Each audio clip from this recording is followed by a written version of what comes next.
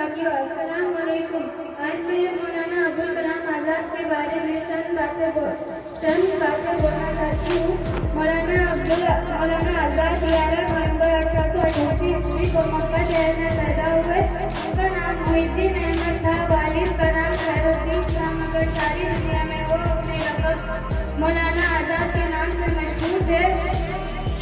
इब्तदाई तालीम ही में रफ्तार देखकर अपने हाथ तलका के असातिज़ा इकराम को भी हैरत हुई। मौलाना आज़ाद ने छोटी उम्र से ही लिखने लिखाने का काम शुरू कर दिया था। इरहला नामी अल्फाज के जरिए वो पूरी दुनिया में मशहूर हुए।